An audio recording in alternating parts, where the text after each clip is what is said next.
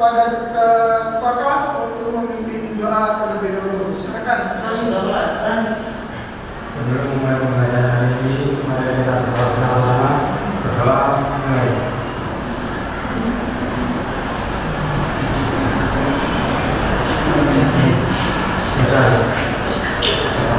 Terima kasih. Sebelumnya baik makan ngecek kehadiran dulu.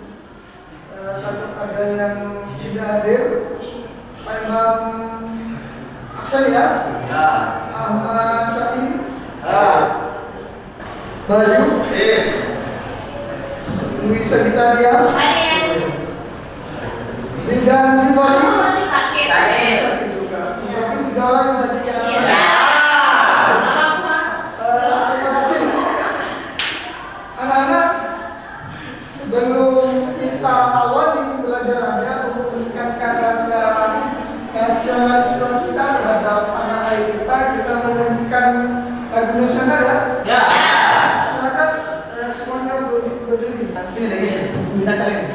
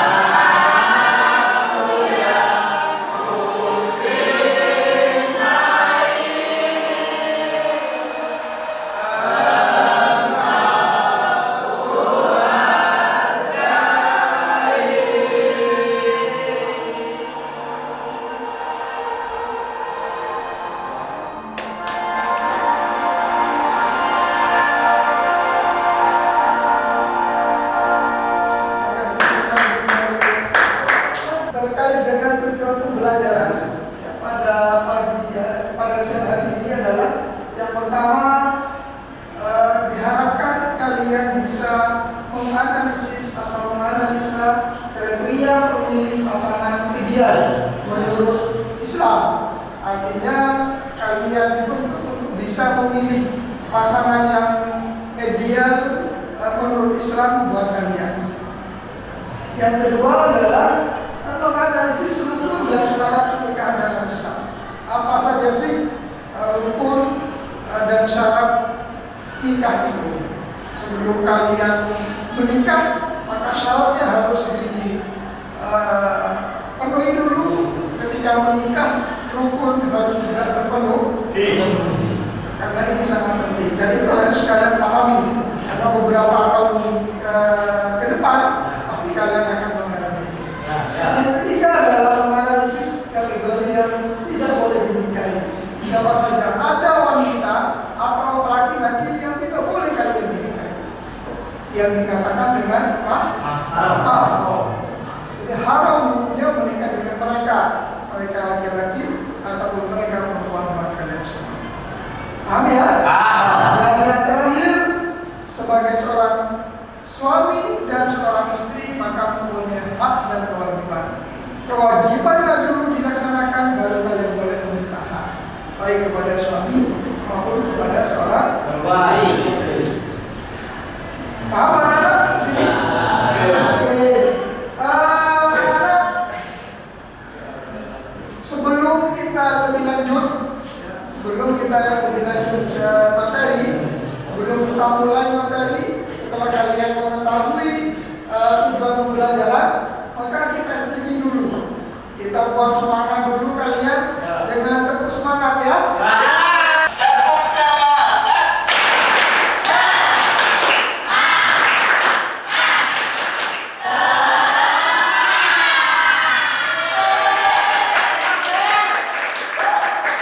Terima kasih anak-anak.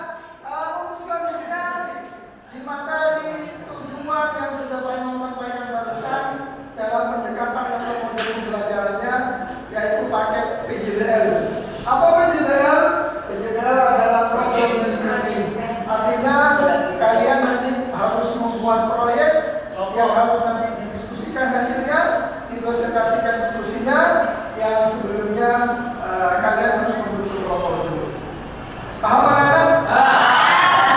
Ya, untuk selanjutnya silakan kalian bentuk kelompok, 3 kelompok.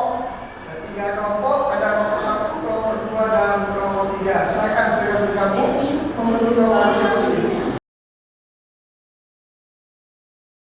Ini ada materi yang sebenarnya harus kalian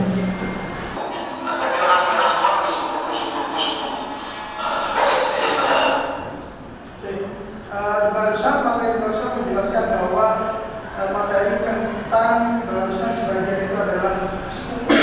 Sepupu itu orang tersebut adalah saudaraan dengan orang tua kita. Kenapa anak-anak ternyata mengawini atau menikahi sepupu itu hukumnya boleh. Karena sepupu sudah tahu hidupnya. Ya. Oke, untuk selanjutnya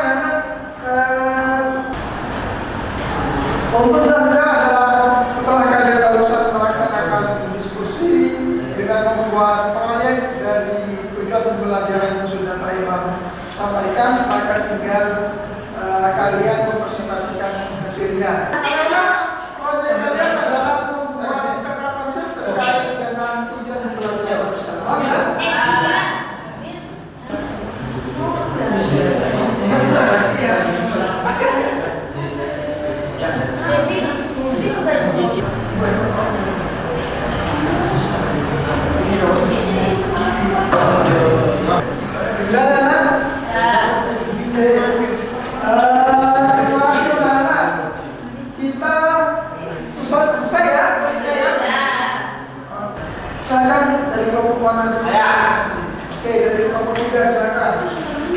Assalamualaikum warahmatullahi wabarakatuh.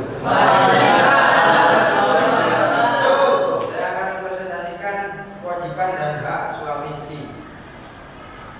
Kewajiban suami membayar nafkah, melindungi anak, istri dan anak, menjaga kesetiaan. Hak suami hak memiliki anak, mendapatkan keadilan, mendapatkan hubungan.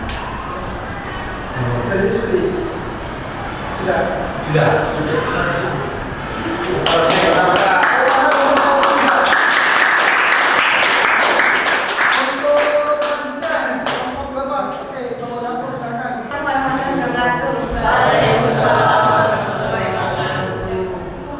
Saya Sekretariat ingin mempresentasikan dari kelompok 1. Menganalisis kriteria memilih pasangan ideal menurut agama Islam. 1. Iman dan takwa. Memiliki iman yang kuat dan takwa kepada Allah SWT. Quran surat An-Nisa ayat 1. 2. Akhlak yang baik. Berakhlak mulia seperti jujur, adil dan sabar. Quran surat Al-Ahzab ayat 35. 3. Ilmu dan pengetahuan. Memiliki pengetahuan agama dan dunia yang cukup. Quran surat Al-Baqarah ayat 269. Yang keempat, kesabaran dan keadilan, sabar dan adil dalam menghadapi cobaan. Quran surat Al-Insan ayat 24. Sekian presentasi dari saya. Wassalamualaikum warahmatullahi wabarakatuh.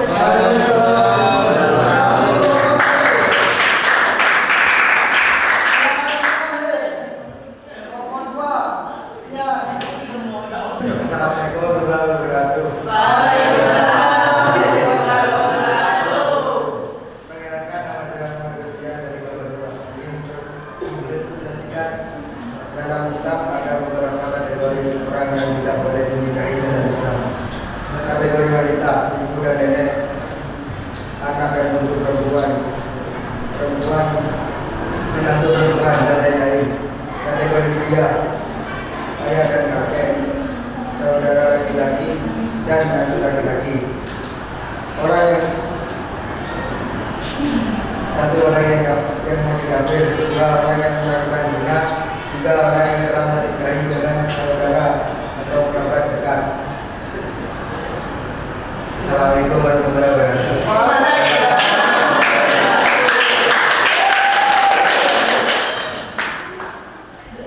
Anak-anak, terima kasih atas diskusinya.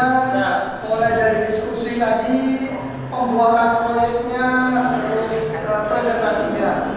Alhamdulillah, insya Allah apa yang sudah kita diskusikan, kita presentasikan menjadi ilmu yang bermanfaat buat kita semua. Yang terakhir, jadi kegiatan pembelajaran ini adalah kesimpulan dari apa yang sudah kalian buat proyeknya, sudah kalian diskusikan, sudah kalian presentasikan barusan, baik terkait dengan mahram, yakni orang-orang yang harus untuk dinikahi, atau hak dan kewajiban seorang suami, dan yang terakhir barusan tadi adalah terkait dengan apa itu tadi kelompoknya Bayu, kewajiban dengan terus kelompoknya kita barusan kriteria orang yang pasangan ideal menurut agama Islam. Itu mungkin ada yang bisa menyimpulkan terlebih dahulu, siapa yang bisa? Bila silakan disimpulkan dari apa yang sudah didiskusikan barusan. Kesimpulan kriteria memilih pasangan ideal menurut ajaran Islam. Yang pertama, iman dan takwa. Memiliki iman yang kuat dan takwa kepada Allah. Yang kedua, akhlak yang baik, akhlak mulia, jujur dan berintegritas. Yang ketiga, ilmu dan pengetahuan. Memiliki pengetahuan agama dan dunia.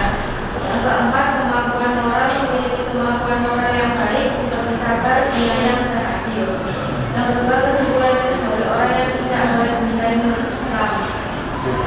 Dari kategori keluarga yaitu ayah, ibu, anak, cucu, sampai nenek, paman, sama bibi. Kategori keluarga ipar, mertua, ibu mertua, menantu laki-laki, menantu perempuan, ipar laki-laki, ipar perempuan. Oke, terima kasih. Tepuk tangan untuk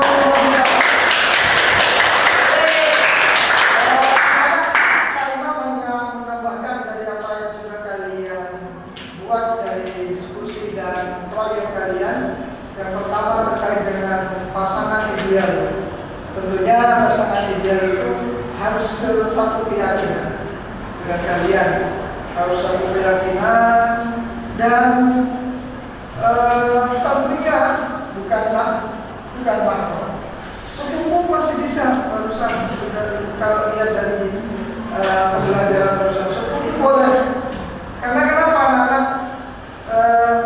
Ketika kita sudah menikah, maka orang yang kita nikahi adalah orang yang wajib kita Jadi bagaimanapun caranya, bagaimanapun perasaan yang kita miliki, tapi buat orang yang sudah kita nikahi, maka wajib hukumnya buat kita mencintai.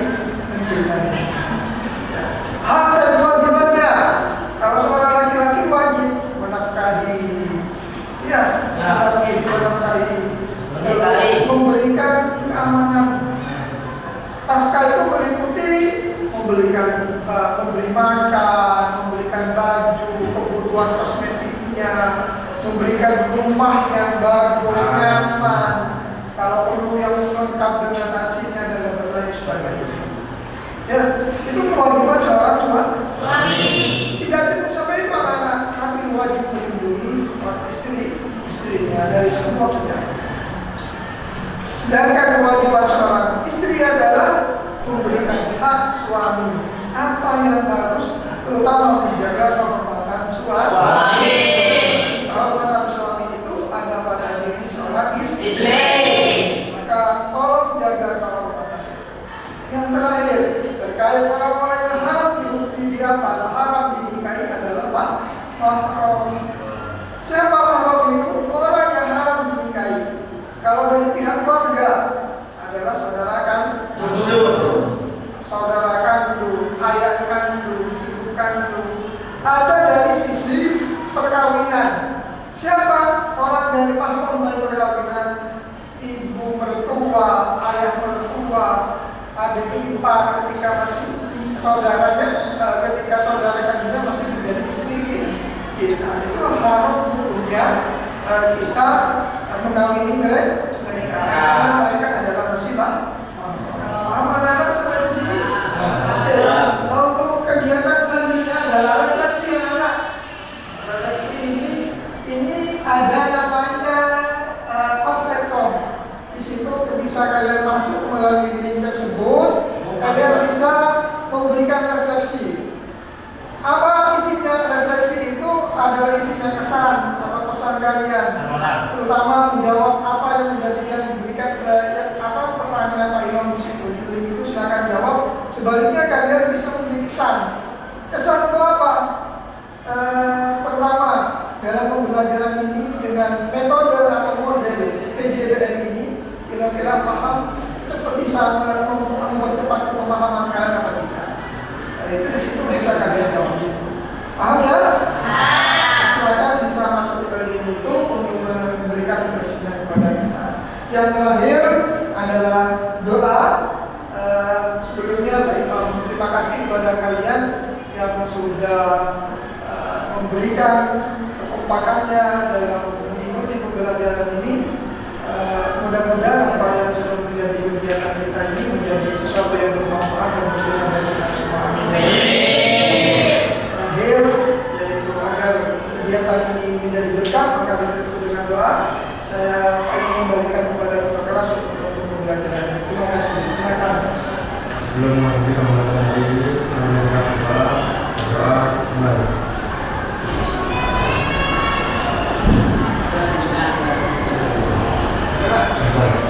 Terima kasih.